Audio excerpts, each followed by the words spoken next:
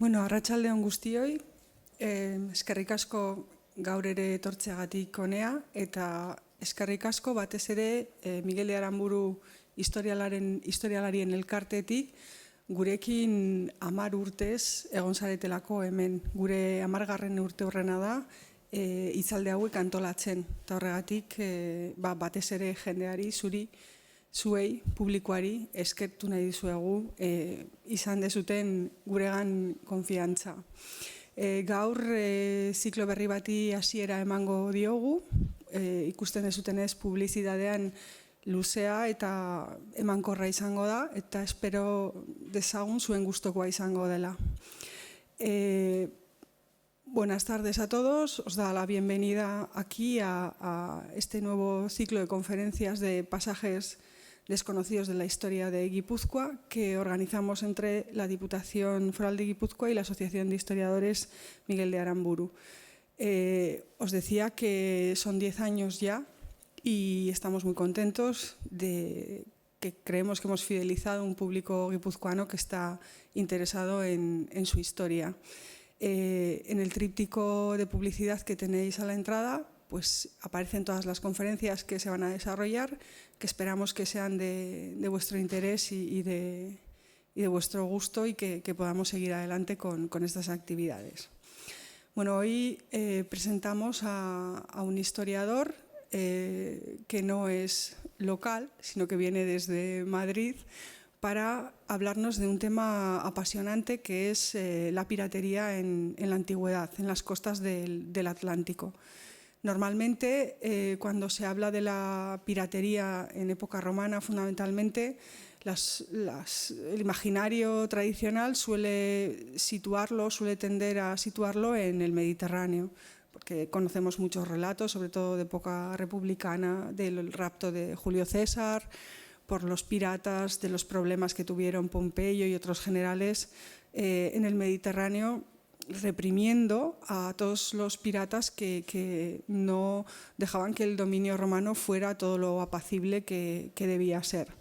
Sin embargo, durante la antigüedad tardía hay un gran despliegue pirático por otros mares, que no es exclusivamente el Mediterráneo, no solo en la antigüedad tardía, en época anterior también.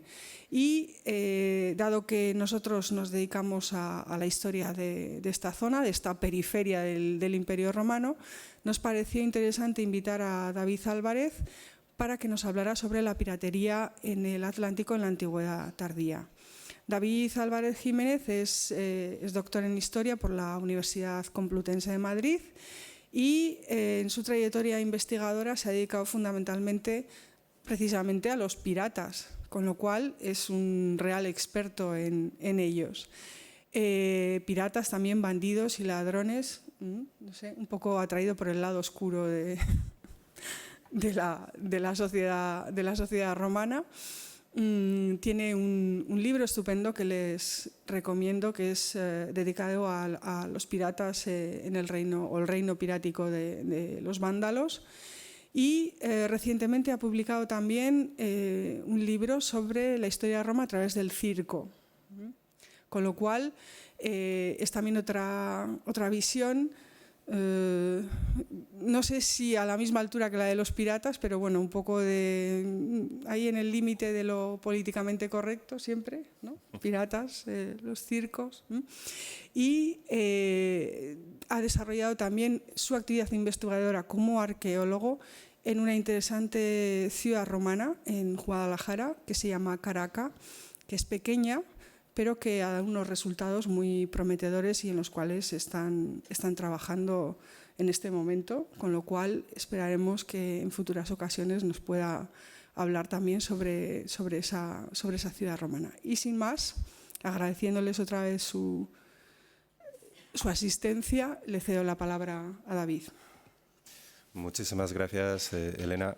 Y bueno, en primer lugar quisiera agradecerle tanto a Elena como al resto de equipo de la Asociación de Historiadores Guipuzcoanos Miguel de Aranburu, así como al Koldo Mitxelena Kulturanea, y a la Diputación Foral, por supuesto, por el haberme invitado. Estoy muy agradecido. Además, nunca había estado en San Sebastián, con lo cual para mí es es doble alegría estar aquí.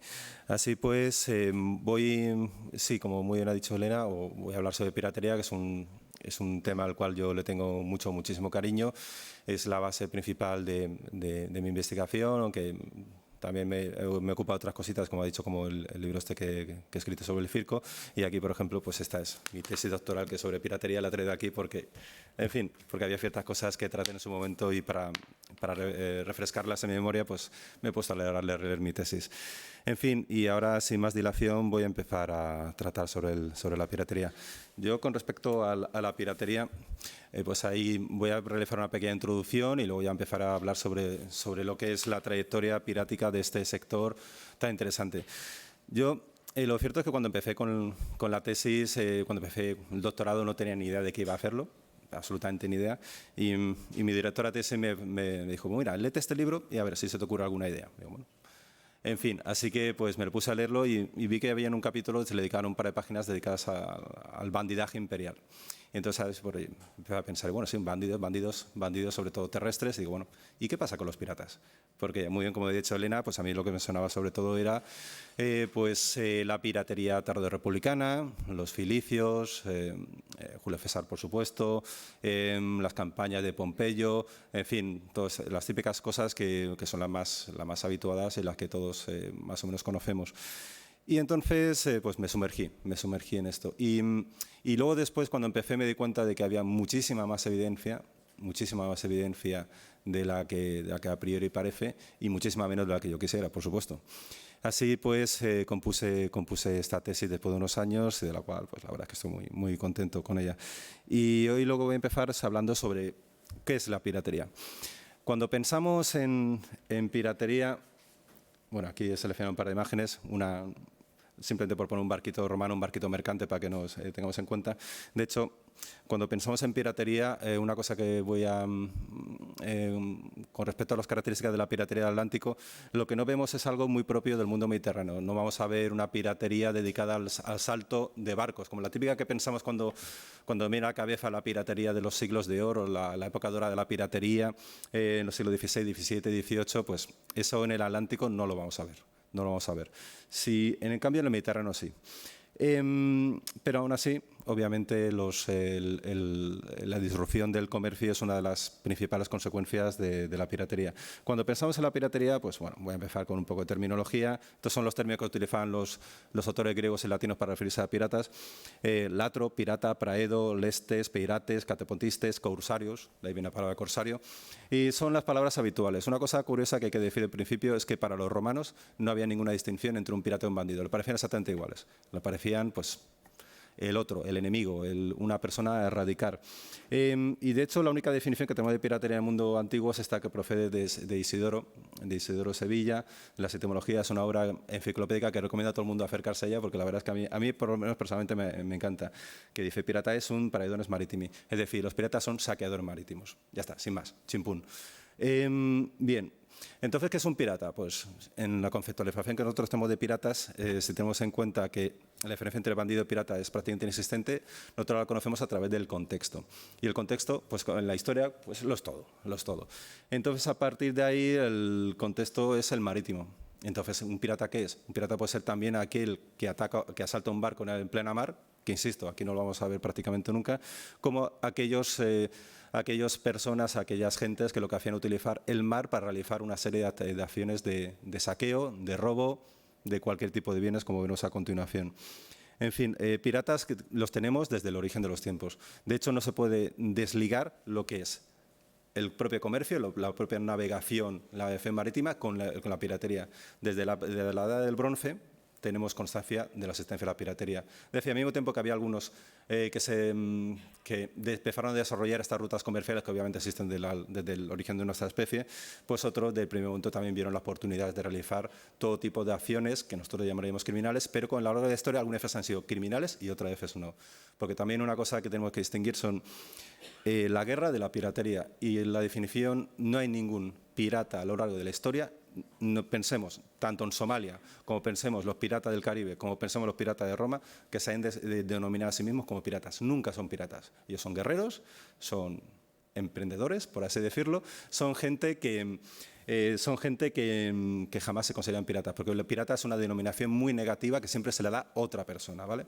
Se le da a otra persona. Por ejemplo, antes, como ha comentado muy bien mi libro de los vándalos actuaban como piratas puros y duros, pero ellos asimismo se denominaban guerreros, y no eran guerreros. Pero los romanos se les denominan a ellos piratas, y eso es lo que vamos a ver constantemente aquí. En fin. De hecho, hablando de la piratería, como he dicho, podemos ver, esto es un texto, he puesto muchos textos, pero vamos, no lo voy a leer, tranquilos. Lo que vemos es como desde el origen de los tiempos, y si hablamos del origen de la filosofía greco-latina, pues la piratería estaba muy presente. Y por ejemplo, este texto de Aristóteles, de la Política, es muy interesante porque lo que hace es describir la piratería como un modo de vida. Un modo de vida más, o sea, lo compara, dice, los medios de vida, pues cita el pastoreo, la agricultura, la piratería, la caza y la pesca. Dice, bueno, es muy curioso, ¿no? Muy curioso ligar unas actividades económicas normales, lícitas, junto con la piratería. Y esto que refleja que la piratería es algo muy normal. De hecho, en esta época, por ejemplo, por citar una cosa y no enrollarme con respecto al pasado griego, es que tenemos también piratería punitiva. Por ejemplo, en las ciudades existe una cosa llamada el derecho de represalia, y cuando, por ejemplo, a un habitante de Atenas le robaban en plena mar unos piratas de Corinto, por decir una ciudad, ¿qué es lo que pasaba? Que los habitantes de Atenas tenían el derecho de robar a otro de Corinto, es decir, una especie de justicia redistributiva, la mar de curiosa, pero es una cosa que está plenamente vigente, sobre todo en época helenística, pero bueno, también lo vemos en época clásica y, insisto, actividad pirática la vemos constantemente. De hecho, si pensamos en todos los grandes pueblos marinos de la antigüedad, todos también fueron piratas, e incluso podemos incluir a los propios romanos, aunque los romanos fueran los menos marítimos de todos los pueblos del mundo antiguo. De hecho, no les gustaba nada el mar. En fin, y aquí hay dos definiciones que también quisiera tener en cuenta. Bueno, no son dos definiciones, son dos apreciaciones. ¿Qué es un pirata para un romano? A ver, aquí depende de muchos factores, pero en un primer lugar, aquí la primera de Cicerón, la segunda de Ulpiano, que es un jurista de época de los severos, a finales del siglo II, vemos dos concepciones distintas. Por una parte, Cicerón decía que un pirata no es un enemigo, no lo es, sino que es un enemigo de la humanidad. Con lo cual, si es un enemigo de la humanidad, hay que perseguirlo sí o sí. Mientras que 2 siglos y medio después lo que vemos es cómo para Ulpiano, para este jurista, porque esto es un rescripto del Digesto, es decir, la compilación de época de Justiniano, es decir, del siglo VI, pero que recoge una recopilación de derecho de prácticamente toda la época romana, sobre todo época imperial, por supuesto. Pues lo que vemos es que le dicen que los piratas no son enemigos, sino que son bandidos, son criminales. Es decir, esto, por ejemplo, si pensamos también en otras realidades más modernas que en el mundo antiguo no existían, estilo, por ejemplo, el terrorismo, también hay una variabilidad. ¿Son enemigos todo el mundo o son criminales? Por ejemplo, este tipo de cuestión ya se veía aquí. ¿Y qué es lo que quiere decir? Pues que los piratas eran criminales que debían ser perseguidos con la ley, mientras que antes eran enemigos. Y un enemigo está en igualdad de fuerzas, en igualdad de consideración. Esto es una cosa que veremos y sobre todo se ve en el mundo, en las fuentes clásicas, como dependiendo también de la amenaza del pirata de turno, pues podía considerar un enemigo u otro. Es que aquí es que se me ocurren demasiadas cosas. Lo siento si alguna vez me trastabillo porque es que estoy pensando en demasiadas circunstancias y pasajes de la historia. Pero bueno, estos son dos conceptos que hay que tener claro.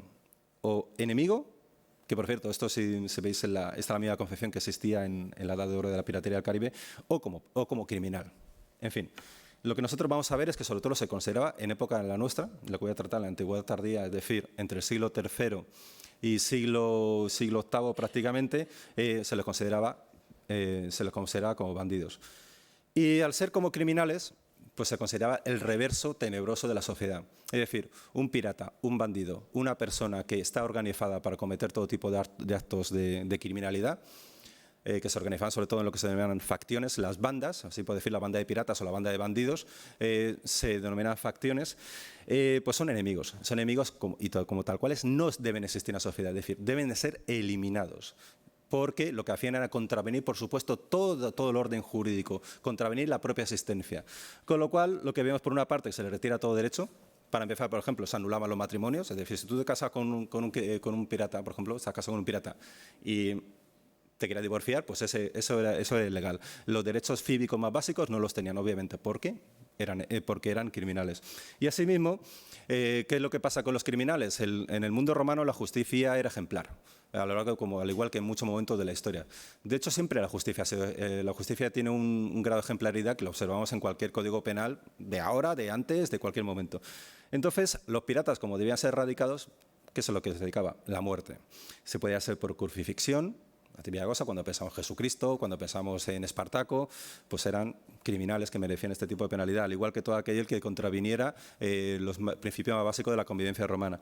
En anfiteatro, por ejemplo, este estupendo mosaico, lo que vemos en la ejecución de un preso atado a las espaldas y con un par de leopardos comiéndoselo vivo. Este tipo de cosas a los romanos le encantaban. De hecho, en el libro El Circo, por ejemplo, también lo hablo porque en el Circo, por ejemplo, en los descansos entre carreras y carreras a veces había ejecuciones públicas. O sea, imagínate, estoy viendo a mi corredor favorito, los colores verde, azul, rojo, blanco, ha ganado la carrera mi favorito y de repente una pausa. Vamos a ver cómo matan al bandido Marcus, por ejemplo. Pues ya está, venga. Estas cosas son muy, muy propias romanas. Y luego voy a hablar de una serie de antecedentes antes de entrar en el mundo pirático de la antigüedad tardía. Lo cierto es que la piratería para Roma también fue una herramienta de, como veremos, de control en la lucha contra la piratería y también de expansión. Lo utilizaron en un momento determinado, la piratería tolerada en ciertos momentos. ¿Por qué? Porque los piratas, por ejemplo, lo que hacían era, sobre todo, obtener muchos esclavos. La economía romana era muy esclavista, es decir, tenía un componente esclavista, sobre todo hasta el Alto Imperio, muy, muy, muy importante. Entonces, los piratas eran perfectos abastecedores de esclavos, fueran desde tierras muy ignotas o incluso desde tierras controladas por los romanos.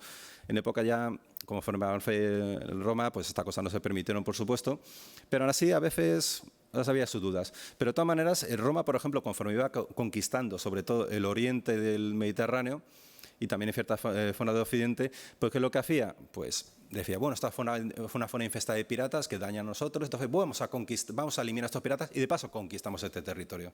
Le quitamos el rol, por ejemplo, a los rodios, que luchaban contra la piratería siempre por sus propios intereses, y lo hacemos nosotros. Y entonces, claro, esta lucha contra la piratería lo que hacía era generar un estado de ánimo y también una obligatoriedad hacia Roma con respecto a estos pueblos. Y lo vemos, por ejemplo, en el caso de Pompeyo. Esto es una moneda pompeyana, que este hombre no sea Pompeyo, que nos demuestra pues, la campaña de piratería. El Senado le dio plenos poderes para luchar contra la piratería, algo inaudito, y supuestamente la radicó en el año 67 a.C., una campaña de un año. En fin, lo cierto es que a través de la fuente sabemos que sí limpió bastante los mares de piratas, pero vivieron.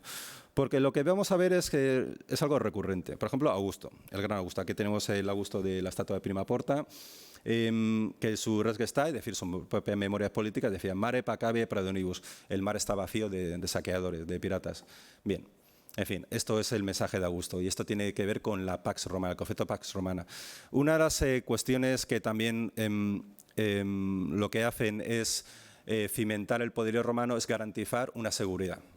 Es decir, la diferencia entre república e imperio y la época del imperio aparece reiterado 1000 veces, es como mientras que la república lo que encontramos es el caos, la lucha, la violencia, mucha gente luchando por el poder. ¿El imperio qué es? Pues el imperio lo que es orden. A pesar de que sea una tiranía militar, que bueno, Roma nunca fue una democracia, eso está claro, era una oligarquía, algo que aunque tenemos una única persona que lo manda todo, a pesar de que sea el orden muy jerárquico, muy claro, tenemos paz. Esto, por ejemplo, como la esfera de la vida de Abraham. ¿Qué han hecho los romanos por nosotros? Pues una cosa la que habían hecho los romanos por los provinciales, por los habitantes del imperio, fue traer la paz romana. Y esto es la base de todo.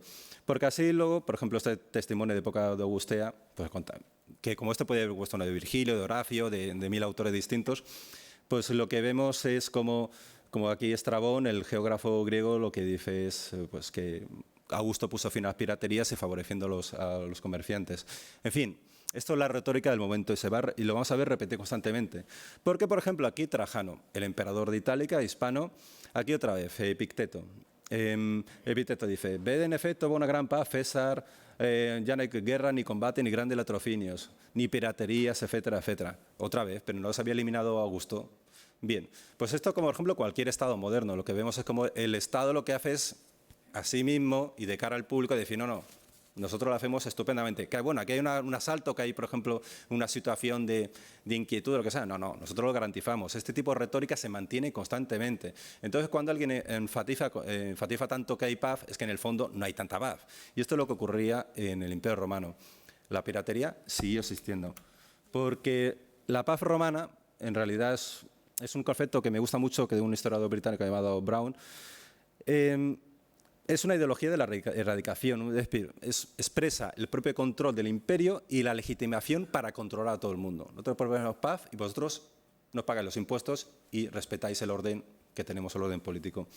En fin, bueno, aquí por ejemplo es una cita sobre Tiberio, que es el sucesor de Augusto, otra vez lo mismo, que se garantiza otra vez la paz, es decir, el emperador como suministrador de esta paz que disfruta todo el mundo, que el comercio es mucho mejor y todo lo demás. Sí, tiene razón, pero también por otras cuestiones, como por ejemplo el haber un Estado unificado que controlaba en aquel momento buena parte del Mediterráneo y iba avanzando por el Atlántico. Es decir, hay muchas más condiciones, pero bueno, la paz como idea fundamental que rige este momento, pues en fin, se fue manteniendo. Y bueno, esto no lo voy a leer, por supuesto, pero lo interesante de este testimonio es que es algo que yo luego comentaré también, es Claudiano. Claudiano es un poeta, es un panegirista prácticamente, es uno que vivió a final del siglo IV, principio del siglo V. Este hombre tiene una serie de poemas dedicados al emperador, dedicados a la familia imperial, a Honorio, y luego también al personaje más importante de aquel momento, que era un militar medio vándalo llamado Estilicón. Aquí, por ejemplo, lo que hace en este panegírico dedicado a Estilicón por su consulado es alabar pues, sus esfuerzos y que él ha garantizado otra vez que todo el mundo pueda comerciar, etcétera, etcétera. Es decir, el hecho de que no es posible cambiar de residencia, que sea un juego visitar Thule. Thule significa el lejanísimo norte, es decir, Jutlandia y cosas así más lejos, es decir, que garantizaba incluso él que el comercio continuaba y que todos eran felices, etcétera, etcétera. Como veremos, no era cierto. Pero bueno, es un autor muy, muy interesante para esto, pero es interesantísimo para la piratería, porque muchas veces, claro, un panegírico que hace es decir que lo bueno que hace la persona halagada, pero también cuando es como el derecho romano. Cuando se halaga, cuando el derecho romano normativo, si nos indica que no se puede hacer una cosa, es que a lo mejor esa cosa se hace. Es decir, bueno, pues... Pero aquí, como dijo Dion Casio, un autor al que igual le quiero muchísimo, que es una pena que no lo tengamos completo, dice: no hay tiempo en que la piratería, no se haya producido ni dejará de producirse mientras la naturaleza humana siga siendo la misma. Y es que esto es lo que ocurrió. La piratería continuó. Puede que redimensionada. Ya no hubo filicios como las anteriores, unos pueblos que sigue habiendo filicios piratas y saurios y todo esto, pero...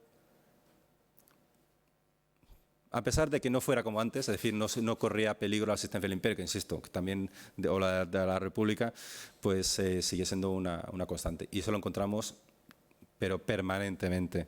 De hecho, cuando hablamos de fuentes para la piratería, tenemos que distinguir varias. Tener en cuenta todas estas circunstancias. Las materiales, pues empezamos por la arqueología. O sea, por ejemplo, si vemos rastro de destrucción, como por ejemplo detectamos en muchísimos sitios, por ejemplo, capa de cenizas o lo que sea, o también, por ejemplo, derrumbes causados por ciertas circunstancias, o por ejemplo, armamento encontrado en contextos particulares. Luego también, por ejemplo, como veremos, la defensa contra la piratería, pues es un rasgo muy evidente de que algo ocurre. Numismática. La numismática lo veremos bastante. Por ejemplo, esto es un tesorillo. Un tesorillo, pues hay muchos motivos para ocultar moneda. Pero uno de los más normales, uno de los más razonables, uno de los más habituados es cuando tú estás en una situación de peligro, ¿qué haces? Pues meter tus ahorros bajo el suelo. Esto los romanos lo hacían muchísimo, como por ejemplo este de aquí. Y también la propia moneda, la forma de la moneda, las cosas que aparecen dentro de una moneda, tanto el anverso como el reverso, nos puede indicar muchísimos detalles. Y luego la epigrafía, las inscripciones. Las inscripciones también nos cuentan bastante detalles que muchas veces no vamos a encontrar en las fuentes, porque el tema es que en las fuentes, en la historia, por ejemplo, en las fuentes romanas, compresante, como tenemos el concepto de paz romana, de que la paz estaba garantizada por el imperio, pero ¿qué es lo que ocurre? Que muchas veces no se dice nada de piratería. ¿Por qué? Porque consideraban minucias, es decir, cosas de las cuales no conviene hablar. Entonces, muchas veces las cosas que, por ejemplo, los historiadores romanos y muchos autores romanos decían, no, es que esto no merece la pena. Es decir, son cosas residuales, son cosas de las cuales no voy a hablar. Pues tenemos muchísimos aspectos de la historia romana de los cuales no se dice nada. De hecho, hay un autor, Amiano Marcelino, que directamente lo llama minucias. En un momento determinado que narra un asalto pirático por parte de germanos, etcétera, etcétera. Y dice, bueno, pero esto ya he dicho bastante porque estos son minucias que no vale la pena contarlos en una obra seria como la mía. Entonces, ¿qué es lo que ocurre? Que muchas veces en la historia, en las obras históricas, en muchas obras del mundo antiguo, no se dice nada de piratas, pero existían. Pero afortunadamente, como he dicho antes, tenemos las jurídicas y las leyes sí que hablan de piratas. Y si una ley habla de piratas, por ejemplo, el Código Penal español hace como 15 años, justo unos 5 años, yo creo que antes de la crisis de piratería somalí, decidió eliminar del Código Penal las referencias a piratería, porque decían, si ya no existen. Pues bien, 4 años después tenemos piratas en Somalia. Y bueno, y si veis, esto es una cosa que no tiene mucho que ver, pero yo recomiendo ver los informes de las Naciones Unidas sobre piratería en nuestro mundo. Sigue habiendo piratas en la actualidad en muchos lugares del mundo, tanto en América como en Asia como en África. En fin, entonces el derecho sí que nos habla de piratas. Y luego en el mundo toro antiguo, que es un mundo que con muchísimas fuentes de muchos tipos distintos, de religiosos, desde todo tipo de ensayos, todo tipo de texto, de cualquier tipo de cosas, pues lo que encontramos es que de repente sí que se cuelan los piratas. No hay piratería porque la paz romana dice que no hay piratas, pero sí que los hay. Y, por ejemplo, y esto es una cosa también muy importante, con respecto a la piratería, hay que distinguir entre dos tipos de piratería. Aquella piratería generada dentro del Imperio Romano, la endógena, y que podía ser oportunista, es decir, unos mercaderes que asaltan otros mercaderes, que esa cosa ocurre muchas veces, o profesional, piratas 100%. Y luego piratería exógena, aquella piratería que procede de fuera de las fronteras del Imperio Romano. Y esta es la piratería que vamos a ver aquí, porque en el mundo atlántico, desafortunadamente, la otra no tenemos prácticamente evidencia. Y así, pues, si hablamos también de antecedente al Alto Imperio, hay que tener en cuenta lo que es la presencia romana. Roma progresivamente fue conquistando más y más territorios. O sea, del siglo III vemos en Hispania cómo van avanzando, la Galia, las guerras de las Galias, se recuerda a Julio César, y luego cómo fueron avanzando. O sea, por ejemplo, lo que vemos es como en la época de Claudio se empezó a conquistar Britania. Pues es a partir de ese momento cuando empezamos a ver ya los primeros signos de piratería. O sea, por ejemplo, por comentar uno. O sea, en aquel momento cuando se crea aquí la clase británica, es decir, la flota británica, porque veremos que los romanos empezaron a desarrollar flotas, que en buena medida su función era luchar contra la piratería. Y, por ejemplo, aquí vemos bueno, me voy a saltar el episodio de los Usipos porque si no me lío mucho, pero es un momento muy interesante. La primera vez que se circunnavegó la Britania, la de Britania, que no se conocía cuáles eran sus límites, pues fueron unos Usipos que eran unos bárbaros de esta zona, que servían para el imperio, que se largaron, robaron 3 naves y se fueron desde aquí y empezaron a saquear todo lo que veían, dieron la vuelta y llegaron de vuelta a sus hogares. Lo que pasa es que tuvieron una tormenta y cayeron a tierra de unos enemigos, los frisios, y los frisios les encadenaron, les esclavizaron porque les creyeron que eran piratas, y es que eran piratas, con lo cual eso nos habla de que había piratería en el mundo germánico antes de lo que nosotros conocemos. Y luego el muro Adriano. El muro Adriano, como lo veremos a continuación, es también una defensa muy importante contra la piratería. Bueno, esto también es en el Rin. Lo que vemos es que también había una flotilla que en buena medida también sus funciones, sobre todo eran de abastecimiento, contacto, en fin, pero también cumplían lucha contra la piratería de los que vivían más allá del Imperio Romano y tienen muchas bases por todas partes, aquí sobre todo en el delta del Rin. En fin, esto por mencionar una serie de cosas. Y bueno, aquí una serie de fuertes, el muro Adriano. El muro Adriano vemos como de un principio, ya por ejemplo hay signal stations, que es esta no. Vemos una serie de defensas en la costa. ¿Por qué va a haber defensas en la costa sin nada que proteger en la costa? Pues porque ya en primer momento ya había signo de piratería. Bueno, esto es muro Adriano, este es el muro Antonino, que es posterior, pero que se abandonó inmediatamente. Y entonces ya empezamos a ver piratas. Y los primeros piratas que vemos son los Cauqui, los que vienen en lugares elevados, es decir, en dunas artificiales creadas los Burt o los Terpen, y esta gente pues empezaron a partir de un momento determinado a asaltar el imperio. Vemos una serie de episodios, 41, el 47, 69, y estos ya empiezan a aparecer en las fuentes. Piratas que desde aquí lo que hacían, como casi todos los piratas de esta época, es una actividad que no es profesional, es decir, no se dedican al 100% del tiempo a hacerlo, sino que, sobre todo en época de verano, cuando el tiempo es bueno, lo que hacen es lanzarse hacia el territorio imperial. Y estos ya empiezan a aparecer. Y sobre todo, estos años fueron muy importantes, pero en los años 170-200 encontramos una cosa llamada fuegos antoninos.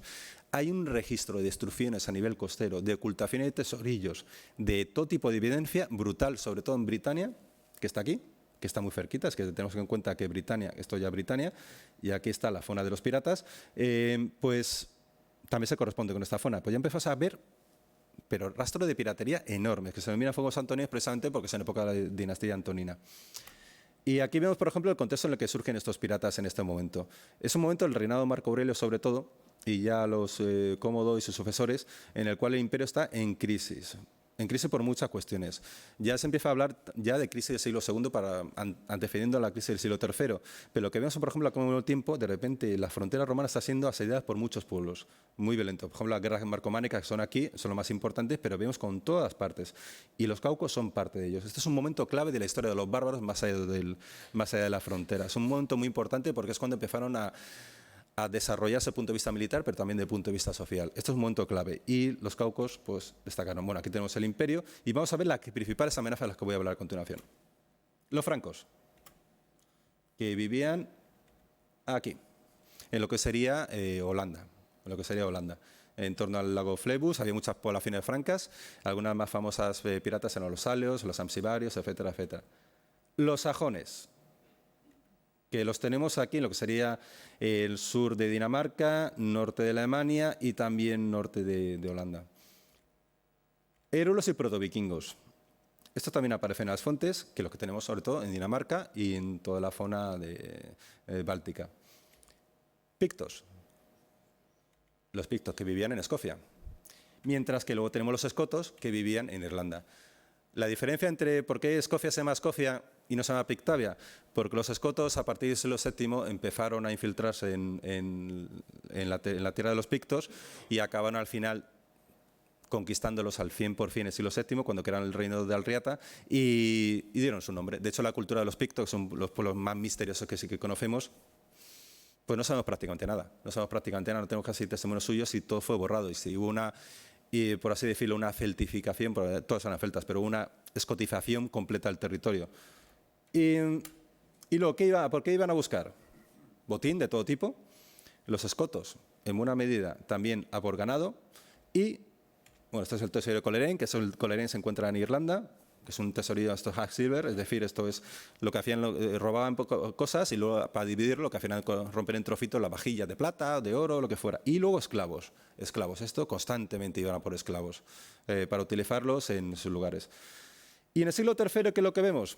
Esto es un rasgo fundamental que explica en buena medida la piratería. Como hemos visto antes, que lo que iban por esclavos y por bienes de prestigio. Lo que vemos es como las sociedades del barbárico, es decir, las zonas donde vivían bárbaros, pues está empezando a jerarquizar. Es decir, vemos unas sociedades desde el punto de vista de su desarrollo social que al principio son bastante igualitarias, pero progresivamente iban siendo cada vez más estratificadas.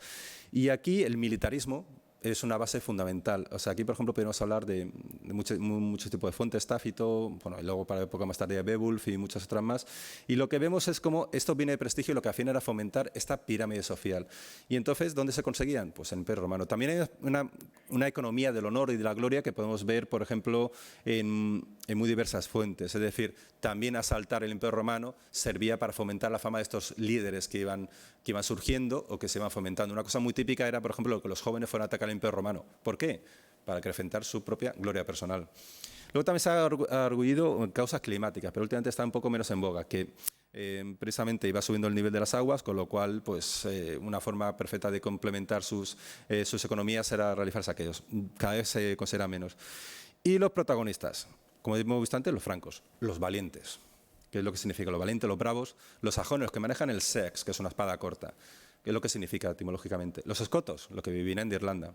Y los pictos, los pintados que venían de Escocia. Pintados porque se acordáis de la película de Braveheart, que aparecían pintados, que es poco, eso ya no es real en la época medieval, pero iban pintados y tatuados. De hecho, ahora vamos a ver unos ejemplos. Por ejemplo, esto es una representación de un guerrero franco con un hacha franca, que es su arma más habitual.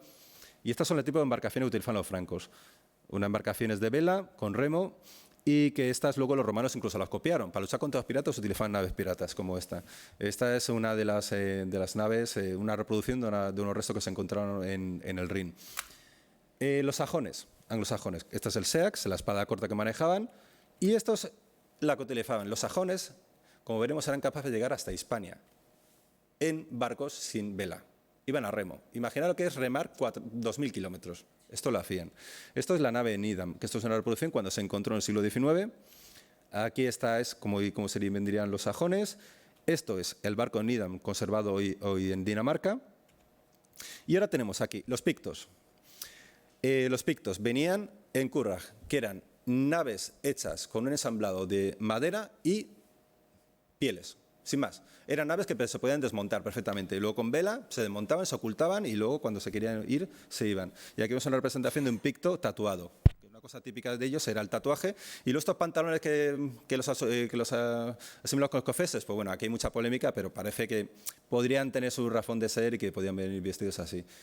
Los escotos igual, los curraj, que son naves igual de cuero y de un armazón. Y aquí lo que vemos esto es una representación de un cattle ride. Supuestamente, algunos dicen que venían incluso con carros, su piratería yo lo dudo, pero una cosa fundamental es que aparece en las fuentes épicas irlandesas, es como una gran motivación, era el ganado, robar vacas. O sea, entonces robaban esclavos y vacas sobre todo. ¿Por qué? Pues por lo que he dicho antes, por cuestión de prestigio y también para su propia economía local. Luego pondré un ejemplo muy interesante. Aquí tenemos un ejemplo de lo que sería un barco de estos. Y bueno, y aquí he puesto esta imagen que me la encontré por internet, me gustó mucho, que son unos sajones saqueando una villa romana. Lo cierto es que se llevan todo lo que pudieran.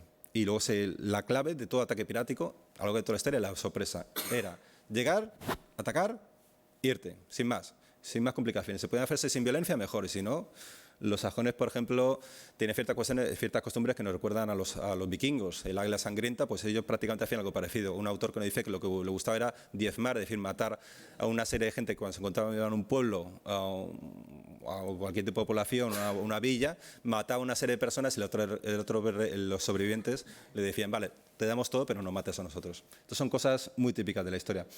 Y entonces, en el siglo III empezamos a encontrar, pero sistemáticamente, de tesorillos por todas partes. Por ejemplo, este es el Dorchester, 22.000 monedas. Esto es de lo más grande del Imperio Romano. Estos son 22.000 monedas de plata, que no es poco. Lo que empezamos a ver como unos fuertes costeros para defender la costa, que algunos estaban en desuso, empezaron a utilizarse. Empezamos a ver como, por ejemplo, ciertos fuertes que se encontraban más allá de la frontera se empezaron a abandonar. ¿Por qué? Porque estaban en el mar y fueron arrasados. Vamos a ver que de repente hay un reflujo de ataques piráticos cada vez más y más potente. Y sobre todo se localiza con Galeno. Galeno es un emperador de malísima fama, pero en ese momento es cuando vamos a ver los primeros grandes asaltos. Aquí, por ejemplo, vemos esto que afectó a Hispania. Esto se me olvidó comentarlo más tarde, pero de repente unas invasiones de francos de estas poblaciones que asolaron toda la Galia y llegaron hasta Hispania. Y estuvieron supuestamente 10 años, robaron unos barcos en Tarragona, y estuvieron 10 años pirateando en el Mediterráneo, en las Baleares y también en el norte de África, ahí donde encontraron su fin. De hecho, eso lo conocemos a partir de la epigrafía.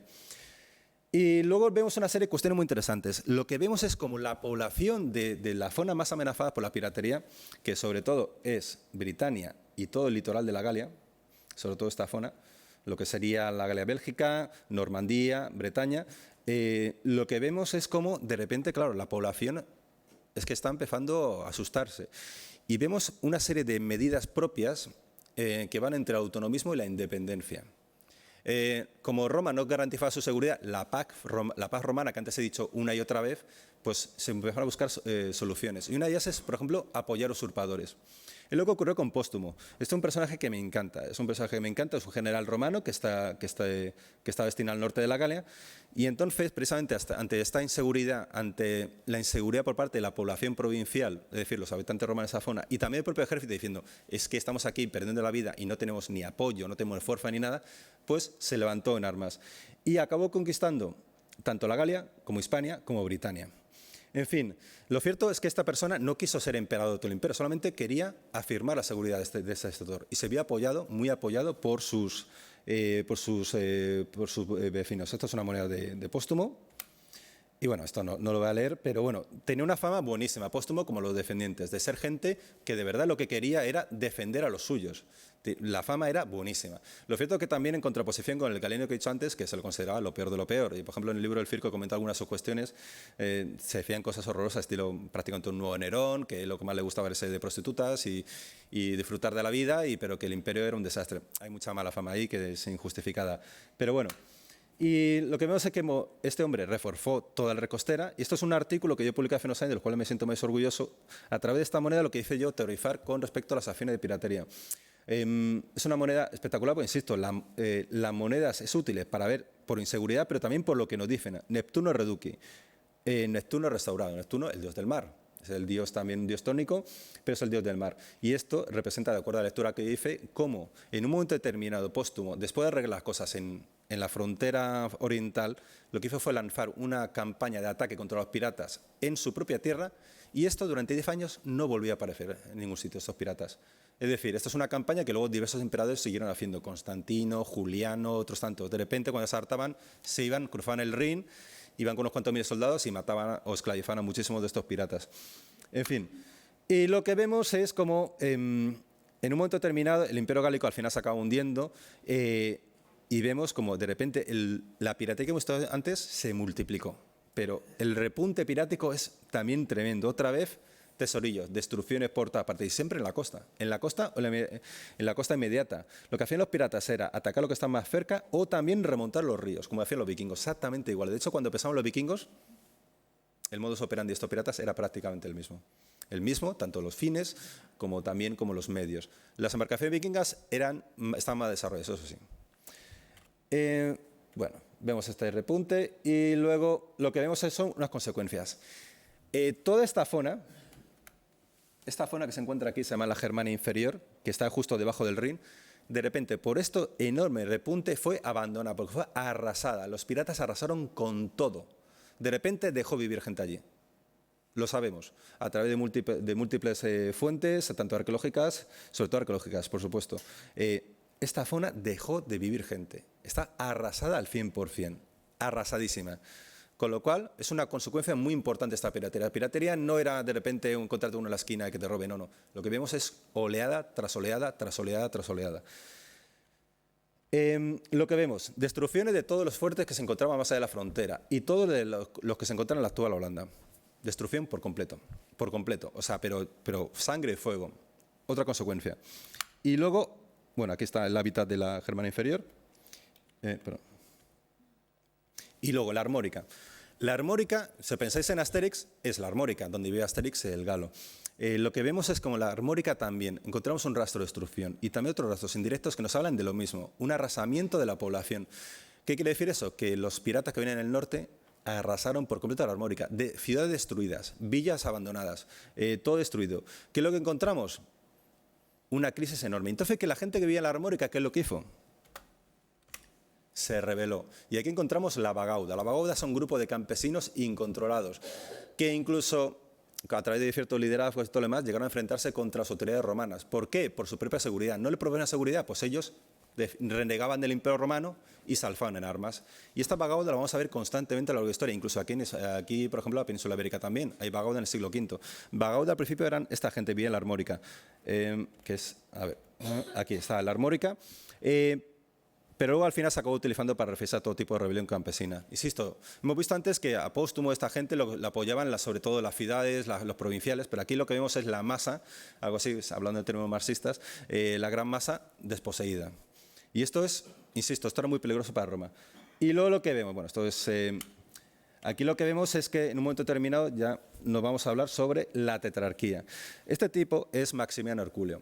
Lo que hizo, lo que encontramos es como Diocleciano lo que hizo fue restaurar el imperio, que estaba en una crisis tremenda, y lo que hizo fue generar un nuevo sistema de gobierno en el cual había dos Augustos, él y Maximiano Herculeo, y luego dos Césares por debajo, Constancio Cloro y el otro, ay, se me ha ido la cabeza. En fin, Maximiano se encargaba de Occidente, Diocleciano de Oriente. Y entonces este hombre fue a luchar contra estos bagaudas, que eso, insisto, a Roma todo tipo de rebelión por parte de esclavos, todo tipo de rebelión por parte de cualquier tipo de persona, insisto, se asimilaba a lo que es la piratería. El cristianismo al principio eran gente que vivía no según las normas romanas, con lo cual pues había que eliminarlos. Y este hombre fue para allá. ¿Y qué es lo que pasó? Mientras que Maximiano iba a derrotar a los bagaudas, le encargó un tipo llamado Caraucio la defensa de la costa. ¿Y qué es lo que ocurrió? Pues que se rebeló Caraucio. Y al igual que hizo Póstumo, pues se declaró independiente.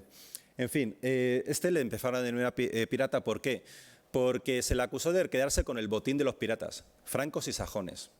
¿Qué es lo que ocurría? Que también debió haber algo más, porque para luchar contra los piratas, ¿qué se puede hacer? O interceptarlos cuando vienen, pero si no puedes y vienen y atacan algo, ¿qué es lo que haces? Los interceptas cuando se van. Y entonces supuestamente lo que hizo Carausio era a estos piratas que iban cargados de oro, plata, esclavos, pues a la vuelta cuando iban a Holanda, iban a Dinamarca o lo que fuera, pues ¿qué es lo que hacía? Pues les apresaba. Y supuestamente él se quedaba con el botín para sí mismo. ¿Fue real o no? No lo sabemos. Pero a partir de ese momento lo que encontramos es que Carausio, que esto es una moneda, lo que hizo fue, al igual que Póstumo, pues se declaró como emperador. Pero Carausio, lo curioso aquí lo vemos en esta moneda retratado junto con los otros emperadores, Maximiliano Herculio y Diocleciano. Carausio no quiso ser emperador de toda Roma, solamente quería ser emperador de donde él estaba. ¿Y qué es lo que pasó? Que el Diocleciano, ¿qué es lo que hizo? Pues durante un tiempo le mantuvo. ¿Por qué? Porque lo único que quería era defender la zona de los piratas. Creó un imperio, que es esta zona, que era Britania, y este rincón de la Galia. Y lo que hizo tuvo unas consecuencias brutales para el desarrollo posterior. Insisto, otra vez como Póstumo, otra respuesta ante la piratería. Como veremos, la piratería también ha tenido muchísimas repercusiones en lo que es la historia imperial, muchísimas más de las que parecen, como generar este tipo de gobiernos. Y lo que vemos es una serie de un nuevo Estado. Aquí, por ejemplo, esta moneda, Felicitas, con una embarcación. La Felicitas era la buena fortuna, al contrario que la fortuna, la dea fortuna, que era la fortuna que podía ser negativa. Entonces, claro, aquí es la buena fortuna que proporciona tener una flota que lucha contra los piratas. Concordia militum, pues que el ejército estaba bien comprometido para luchar contra la piratería. Bien, tenemos una serie de consecuencias, unas conclusiones muy importantes. Carausio es fundamental para la época posterior, por ser el creador del Litus Saxonicum, que es las defensas definitivas contra la piratería. Creó una red de fuertes, algunos que ya existían antes pero fueron recuperados, y otros más, que lo que hacían era controlar este cuello de botella. Yo, por ejemplo, estaba en Dover y en un día normal se ve Boulogne al otro lado. En un día normal, si no hay nubes ni nada, se puede ver la otra orilla. Y entonces desarrolló una serie de defensas que se encontraban por todo este litoral, luego veremos que también por aquí, precisamente, se venían piratas, pues asaltarlos en plena mar y que no bajaran hacia abajo, porque esta fue siempre una gran preocupación. Esto luego fue utilizado por los emperadores cuando Carausio acabó. Y aquí vemos, por ejemplo, esto es lo que ocurrió después. Todos estos son fuertes costeros. Como veis, esto no es aquí hay muchos miles de hombres destinados. Y esto ¿para qué estaban? Para la piratería. Esto es de época posterior, pero bueno. Fuertes, por ejemplo, el de Pevensey. Este es un fuerte que se encontraba antes al lado del mar, lo que pasa es que por la sedimentación está hoy más lejos. Esto, por ejemplo, es el faro de Dover. Este es el faro de Dover, que se puede visitar, que es un faro del siglo III, creado por Carausio también. Entonces, ¿qué es lo que hacían? Pues estilo, por ejemplo, yo que sé, como en El Señor de los Anillos, las almenas que para lanzar un aviso se quema y hay una señal de fuego o humo. Pues estas lo utilizaban también para señalizar que hay piratas. Entonces había gente vigilando. Y aquí tenemos el sistema. Esto aparece en un documento del siglo V, la Noti Dignitatum, los fuertes y todo lo demás. Y aquí lo que vemos, otra cosa. Colonia, Boulogne, que ese es el puerto principal de toda la zona. Esta es la zona que se había quedado vaciado. Pues también lo que hizo fue diseñar una defensa, todo esto lleno de fuertes y con soldados para que los piratas venían por aquí, se metían por tierra, que no penetraran en el Imperio Romano los habitantes que vivían aquí. Es otra cosa que hizo también. Y aquí lo vemos. Una cosa muy típica eran las flotillas, por ejemplo, de 3 barcos que iban cruzando, iban navegando y se encontraban alguno, le atacaban inmediatamente. Otra cosa también, si por ejemplo se escapaban, también tienes las escafas exploratorias, que eran pequeños barquitos que estaban en la costa, que cuando lo veían también lo divisaban, de repente se van corriendo los soldados de los fuertes, porque todos los fuertes tienen una pequeña flotilla, y iban a interceptarlos. Estos son los piratas sajones en Britania. O también artillería, en los fuertes también tienen artillería como esta balista. En fin. Y también, otra cosa que también se utilizó, esto es un poco posterior, pero también representa el mismo sistema. Lo que hicieron los romanos fue desarrollar un cuerpo de infiltradores que se metían en territorio enemigo, los pictos, que esto nos recuerda algo. Habéis visto Juego de Tronos, hay un muro, que es el muro Adriano, y luego está la Guardia de Noche, que son gente que se infiltra para controlar las poblaciones salvajes. Esos son los arcani del mundo romano. El creador de Juego de Tronos se inspiró en esto directamente para crear la Guardia de Noche. Y esta gente lo que hacía era vigilar, se infiltraban. Y sabemos que alguna vez se iban camuflados y todo lo demás, y entonces iban a controlar los pueblos que vienen por aquí. Porque, insisto, pictos, piratas también. Y también Signal Station. Esto se encontraba por toda la costa. Insisto, veían aquí un pirata, por ejemplo, que estaba por aquí y iba para abajo. Señal de fuego, para que lo supieran los que estaban más abajo. Y luego también guerra. Cruzar la frontera y atacarles. Y otra, diplomacia. Por ejemplo, en un momento determinado, eso lo vemos con Juliano, unos piratas fueron vencidos, los salios. los salios que vivían aquí. Los salios eran los más famosos piratas francos. Pues Juliano lo decidió asentarlos en la zona vaciada. ¿Y entonces qué? Pues eran campesinos guerreros que defendían esa zona. Esto es otra medida muy inteligente para utilizar piratas para luchar contra la piratería también. Y de hecho, si pensamos en Clodoveo, que es el gran rey franco, el que empezó a crear lo que es el que expulsó a los visigodos, cuando ya empezamos a hablar de Francia, pues era un salio que venía aquí su familia, tanto él como su tatarabuelo Meroveo, que da nombre a la dinastía merovingia, etcétera, etcétera. Y bueno, Charitón no va a tiempo. Y luego vemos una serie de episodios muy curiosos, como este, que nadie lo conoce, pero que, bueno, más allá del ámbito científico, que es la Barbárica Conspiratio. Cuando hablamos de piratería, hay momentos que la piratería era constante. La mayor parte eran asaltos muy breves, ir a la frontera, asaltar algo y luego irte. Pero también tenemos momentos espectaculares como esto. Lo que vemos es como, a través de la fuente, sobre todo a Marcelino, vemos como los grandes pueblos piráticos, de repente se aliaron los pictos, Escocia, escotos, Irlanda, Atacoti, unos que seguramente vendrían de Irlanda también y que según las fuentes eran caníbales, aunque eso ya me cuesta creerlo. Los francos que vivían aquí y los sajones que vivían aquí se aliaron para asaltar Britania y también el norte de la Galia. Y durante 2 años, la isla de Britania, imaginad eso, 2 años, la isla de Britania fue perdida. El ejército romano, que era muchísimo, muy importante, sobre todo en el norte de la isla, desbandado. Los soldados refugiados, acobardados en sus fuertes, otros desertando. Durante 2 años, los piratas mataron a las máximas autoridades, saquearon todo y estaban ahí libremente. 2 años, imaginad 2 años de la historia de Roma, una provincia entera perdida. Pues esto es lo que ocurrió durante 2 años, hasta que el padre Teodosio, el emperador hispano, fue enviado y consiguió reconducir la situación. Pero insisto, es un episodio brutal, brutal. Es decir, los piratas podían ser muy, muy peligrosos. Esto, por ejemplo, una imagen de un asalto a un fuerte del muro de Adriano por parte de pictos, que aquí los vemos tatuaditos. Y luego que vemos una serie de cuestiones muy interesantes que tienen ramificaciones medievales. Yo, por ejemplo, recomiendo mucho leer lo que es la épica de los escoceses, la épica de los irlandeses de época que es escrita en los siglos VIII y IX. A través de eso conocemos una serie de reinos medievales que muchos parecen casi de fantasía. De hecho, Tolkien, por ejemplo, se inspiró en estos para crear, por ejemplo, a los Botadini, a los Gondolin, por ejemplo, y otros, Rivendell también en cierta medida. Lo que vemos es, por ejemplo, como los romanos decidieron hacer un acuerdo con poblaciones que vivían por debajo de los pictos, que son estos, entre el muro Antonino y el muro Adriano para que actuaran de defensa. Un estado tapón, como son los Botadini, el reino de Gododin, un reino medieval, donde sabemos a través de sus fuentes que había, su líder era el de la capa escarlata. ¿Qué es el de la capa escarlata? Pues un romano que iba con el vestido militar. Los Dannomni, el reino Strathclyde, que es otro reino medieval, que encontramos una serie de romanos, nombres celtas, pero que en realidad son romanos. Cluim o Finhill son Clemente y Quintilo. Y estos actuaban como freno para defender de los piratas que vienen para acá. Esto, por ejemplo, otra medida. Piratas contra... Esto no eran tanto piratas, pero eran gente, es decir, subcontratar, como diríamos hoy día. ¿Y qué es lo que vemos? Otro momento definitivo. Y aquí, disculpen si voy hablando un poco, porque es que veo que si no se me echa el tiempo.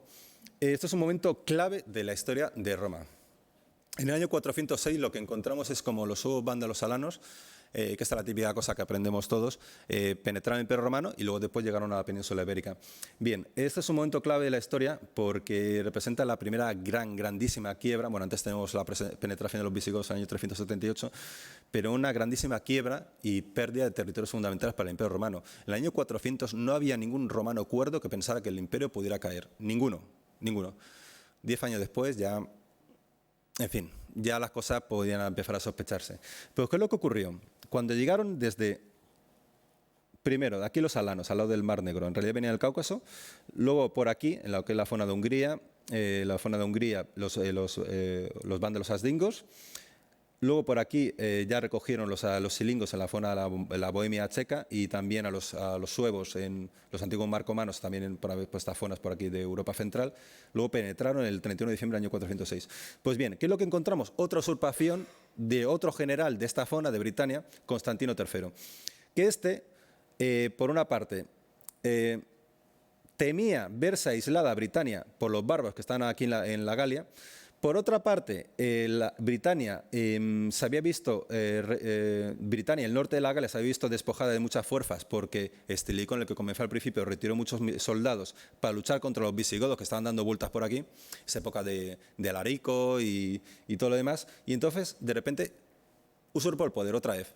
Al igual que hiciera, por ejemplo, otros usurpadores, estilo, por ejemplo, Magno Máximo, otro muy interesante que no me da tiempo a comentar. Al igual que hiciera Póstumo, al igual que hiciera Carausius. Lo que pasa es que este quería el trono. Este sí que quería el trono por completo. ¿Y qué es lo que ocurrió? Que la consecuencia de este mal, como la fuente dicen, mala persona y mal emperador, fueron brutales para el imperio. Primero, todo este sistema defensivo de fuertes en ambas orillas, destruido. ¿Por qué? Porque ya no había soldados. Él retiró casi todas las fuerzas. De repente, claro, los piratas, que es una cosa que también hacían, que los piratas no eran gente que atacaba por atacar, sino que también tenían su propia inteligencia. Cuando veían debilidad romana, atacaban. Entonces, ¿qué es lo que hicieron? Empezaron a desarrollar campañas pirateras brutales. De hecho, una cosa que no se me olvidó comentar es como, en este momento, a consecuencia de esto, empezaron a bajar los piratas, tanto de Escocia, Irlanda, como también del mundo germánico, hacia el sur. Y llegaron a la península ibérica. Llegaron a España y el primer sitio donde pasan es aquí, por el Golfo de Vizcaya. Con lo cual vemos campañas de piratería brutales también. Aquí, por ejemplo, vemos una serie de campañas que a través de... Es que hay muchísimos testimonios, no me quiero enrollar.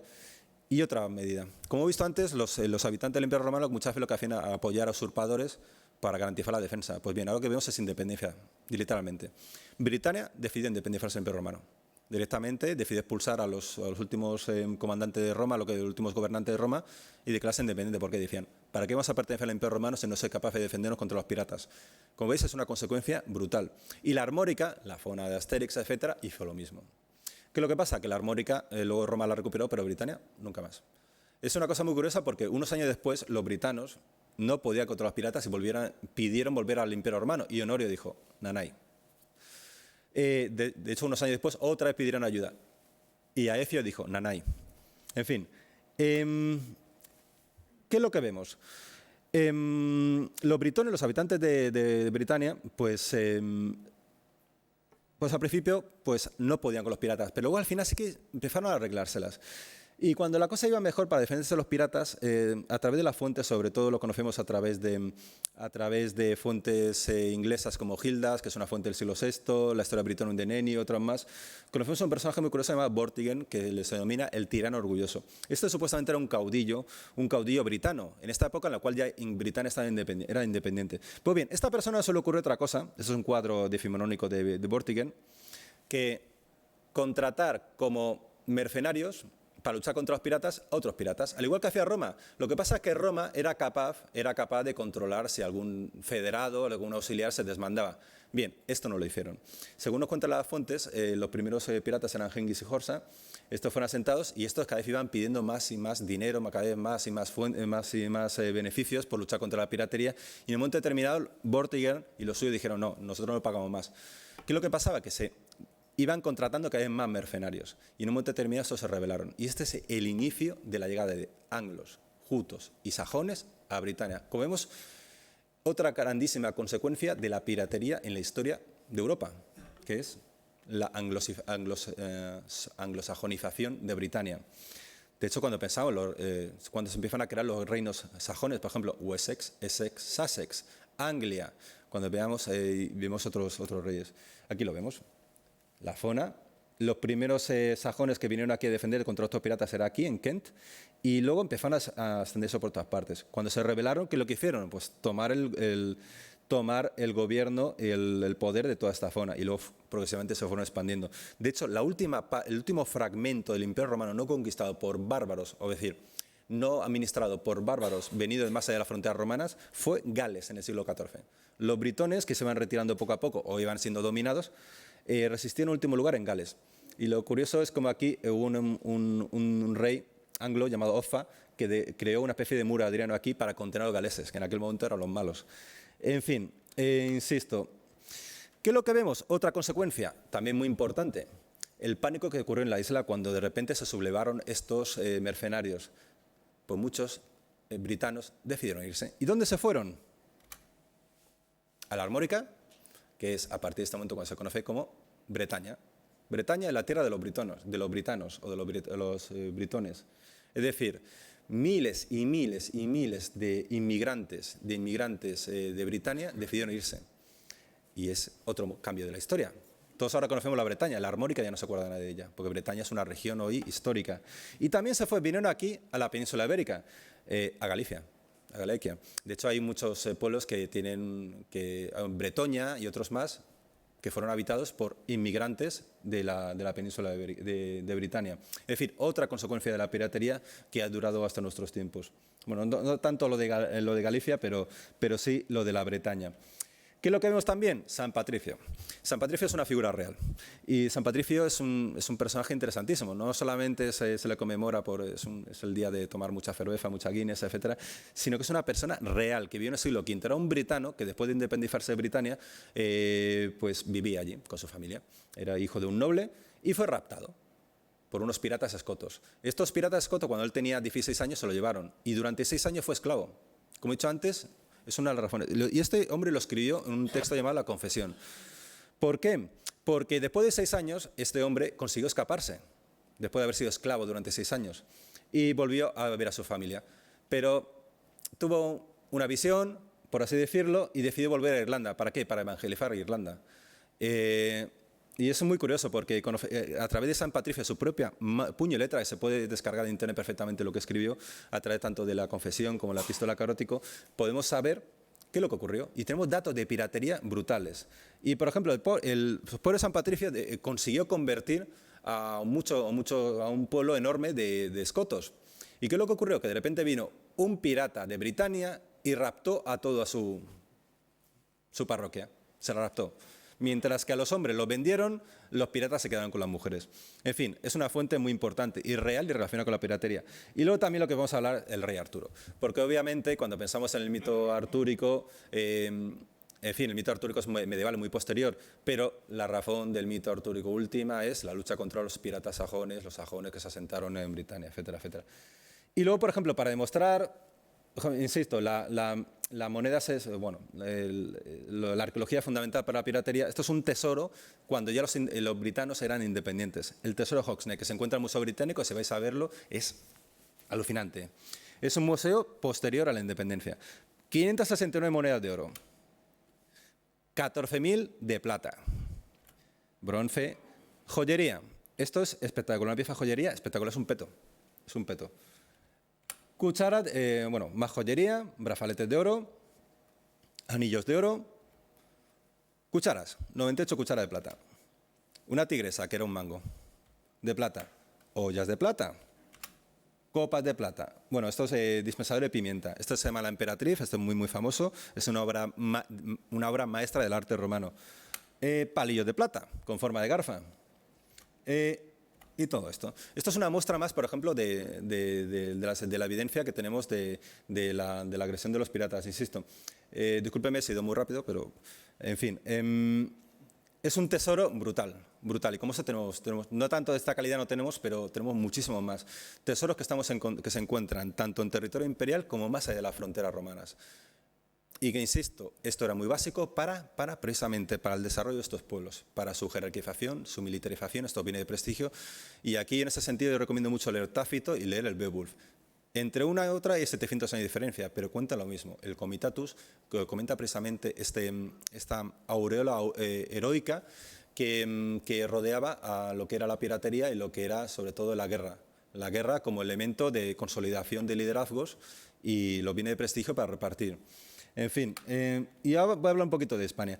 Cuando nos referimos a España en piratería, la verdad es que la evidencia es bastante fragmentaria, tenemos bastante poquito. ¿Por qué? Porque Britania es una provincia muy tranquila. Yo hace unos años di una conferencia en Madrid que la hice a propósito para molestar y quise que fuera polémica y la titulé sobre la irrelevancia de Hispania en la antigüedad tardía. En fin, conseguí mi objetivo, molesté a gente. De hecho, empecé a recibir muchos mails por parte de una persona que se ofende mucho. ¿Y qué es lo que pasa en Hispania? Hispania es una provincia muy tranquila. Es probablemente la provincia más tranquila del Imperio Romano, en términos militares. Si es que está en mitad de la nada, no tiene frontera militar con nadie. Es una provincia muy rica, es una provincia en la cual militarmente había ocurrido poco. De hecho, no tiene ejército del siglo III. No hay evidencia que apunte a que haya ejército de época posterior.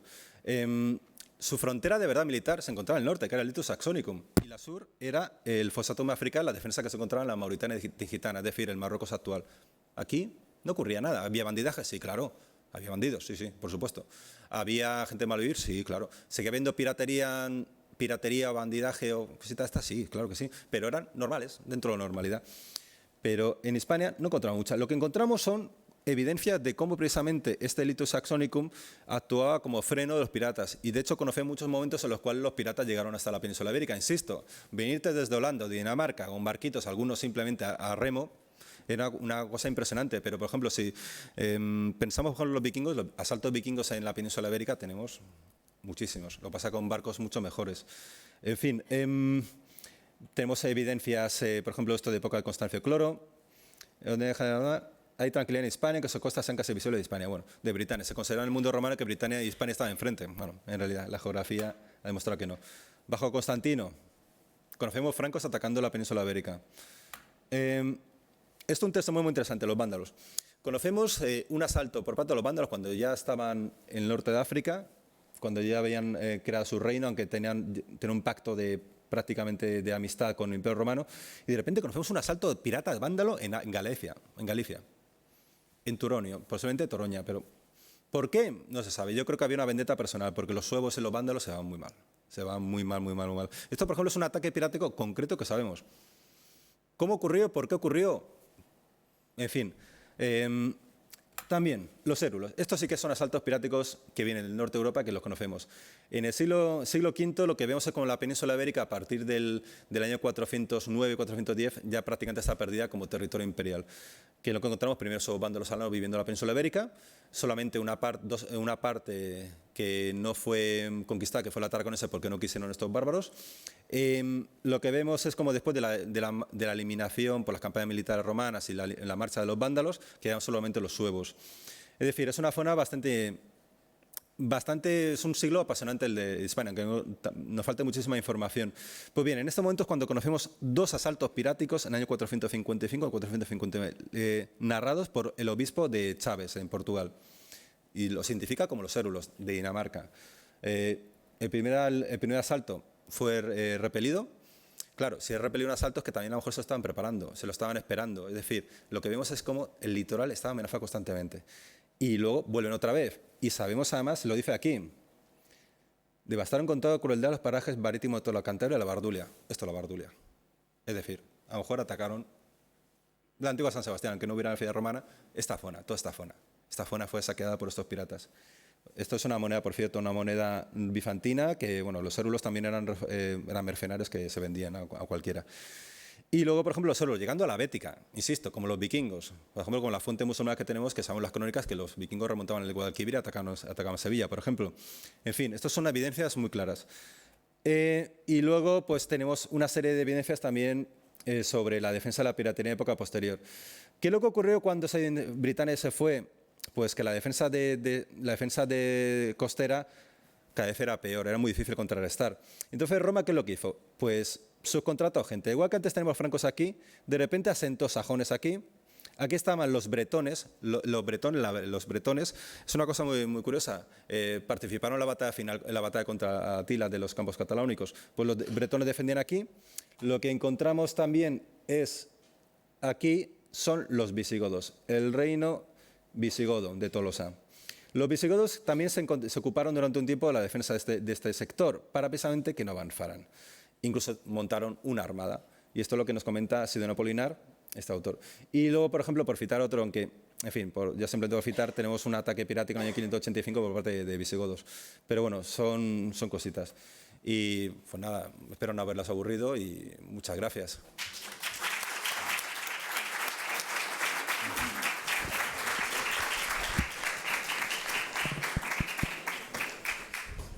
Bueno, mila esker, David, galderarik baduzue, preguntas?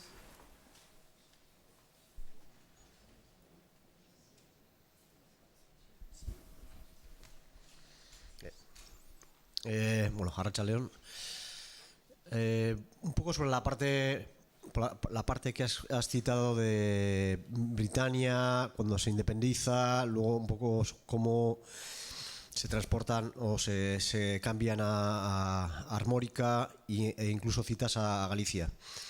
Sin embargo, en esta época es una época en la que no saltan, digamos, al océano, ¿no? Los barcos, sino que más bien van haciendo ruta de cabotaje.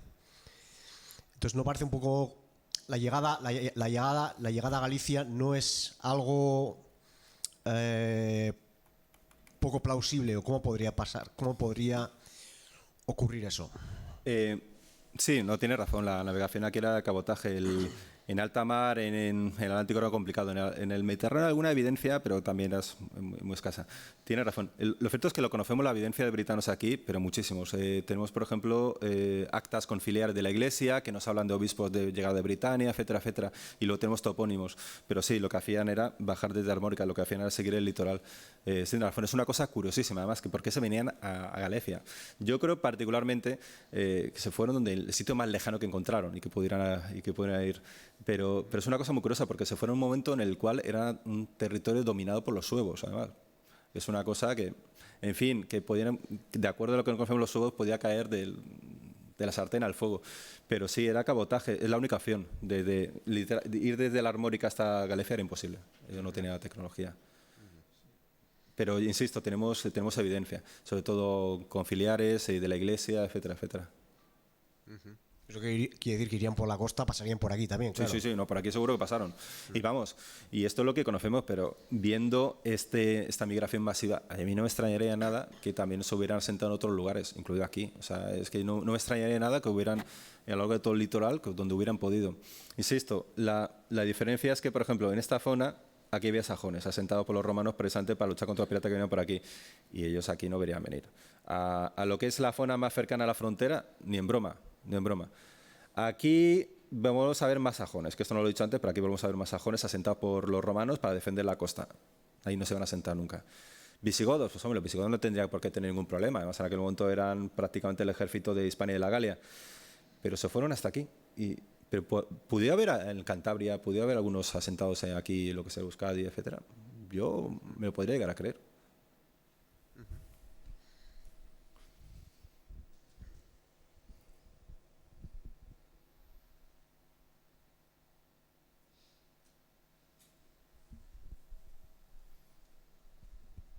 Buenas. No recuerdo muy bien, pero no recuerdo ahora mismo cómo se llama el término, pero bueno,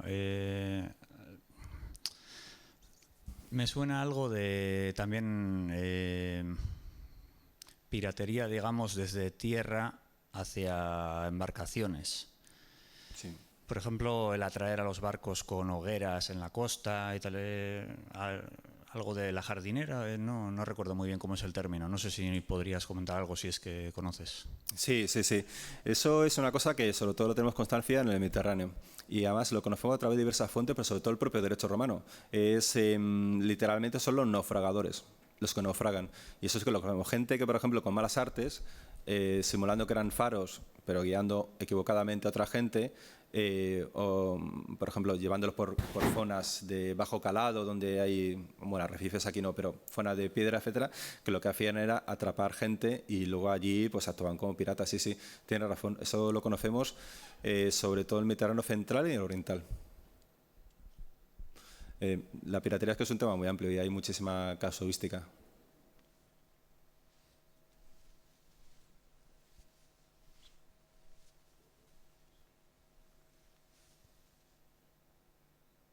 Bueno, besterik ez badago, hemen utziko dugu, mila esker guztioi, muchas gracias a todos por haber venido. Muchas gracias.